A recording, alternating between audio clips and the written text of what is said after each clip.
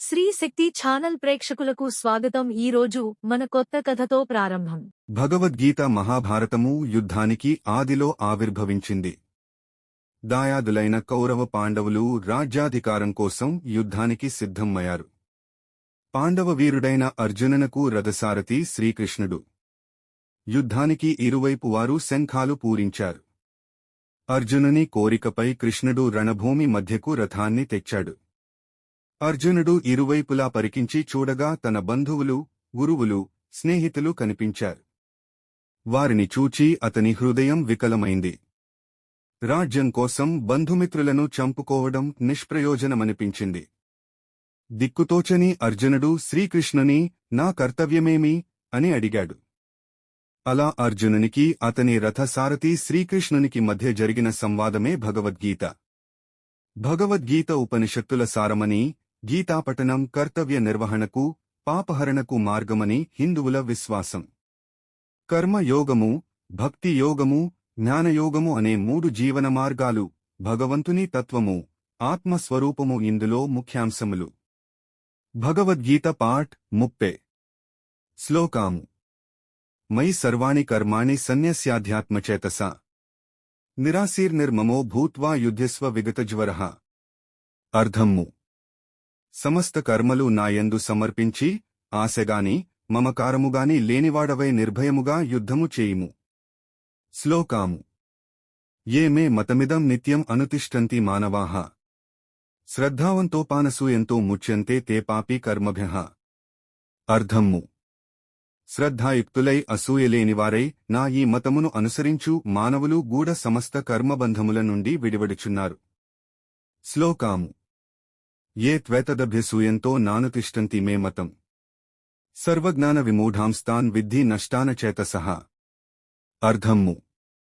ఈ ఉపదేశమును అనుసరింపని మూర్ఖులు సమస్త ప్రాపంచిక విషయములయందును మోహితులై భ్రష్టులై కష్టనష్టముల పాలయ్యెదరని గ్రహింపుము. శ్లోకాము.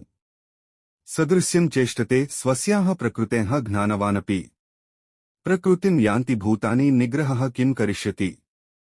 అర్థము. సమస్త ప్రాణులను తమ తమ ప్రకృతులను అనుసరించి స్వభావములకు లోబడి కర్మలు చేయుచుండును. జ్ఞానియు తన ప్రకృతిని అనుసరించి ఏ క్రియలను ఆచరించును. కావున నిగ్రహమేమి చేయగలదు. శ్లోకాము. ఇంద్రియస్యేంద్రియస్యార్థే రాగద్వేషో వ్యవస్థితౌ తయోర్న వశమాగచ్చేత్ తౌహ్యస్య పరిపంథినో. అర్థము. ప్రతి ఇంద్రియార్థము నందును రాగద్వేషములు దాగియున్నవి. మనుష్యుడు ఈ రెండింటికిని వశము కాకూడదు. ఏలనన ఈ రెండే మానవుని శ్రేయస్సునకు విఘ్నకారకములు, ప్రబల శత్రువులు గదా. శ్లోకాము.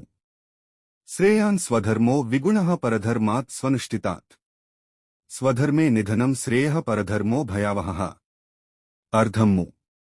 పరధర్మము నందు ఎన్నో సుగుణములు ఉన్నను స్వధర్మము నందు అంతగా సుగుణములు లేకున్నను చక్కగా అనుష్ఠింపబడు ఆ పరధర్మము కంటెను స్వధర్మాచరణమునందు మరణించుటయు శ్రేయస్కరమే. పరధర్మాచరణము భయంకరమైనది. శ్లోకాము. అథ కేన ప్రయుక్తోపాయం పాపం చరతి పూరుషః అనిచ్చన్నపి వాష్ణయ బలాదివ నియోజితః. అర్థము. అర్జునుడు పలికెను, ఓ కృష్ణ! మానవుడు తనకు ఇష్టము లేకున్నను బలాత్కారముగా దేని ప్రభావముచే ప్రేరితుడై పాపములను చేయుచున్నాడు. శ్లోకాము. కామ ఏష క్రోధ ఏష రజోగుణ సముద్భవః మహాసనో మహాపాప్మా విద్యేనమిహ వైరిణం. అర్థము. శ్రీ భగవానుడు పలికెను రజోగుణము నుండి ఉత్పన్నమగునదే కామము. ఇదియే క్రోధరూపముగా మారును. ఇది తృప్తిలేనిది. పైగా అంతులేని పాపకర్మాచరణములకు ఇదియే ప్రేరకము. కనుక ఈ కామము మోక్షమునకు పరమశత్రువుగా ఎరుంగుము. శ్లోకాము. ధూమేనావ్రియతే వహ్నః యథాదర్శో మలేన చ యథోల్బేనావృతో గర్భః తథా తేనేదమావృతం. అర్థము. పొగచే అగ్నియు మురికిచే అద్దము మావిచే గర్భము కప్పివేయబడినట్లు జ్ఞానము కామముచే కప్పుబడి యుండును.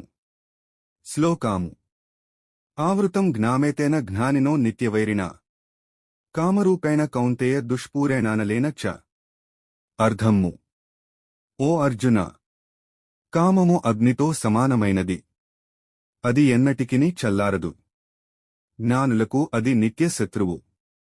అది మనుష్యుని జ్ఞానమును వేయనున్నది.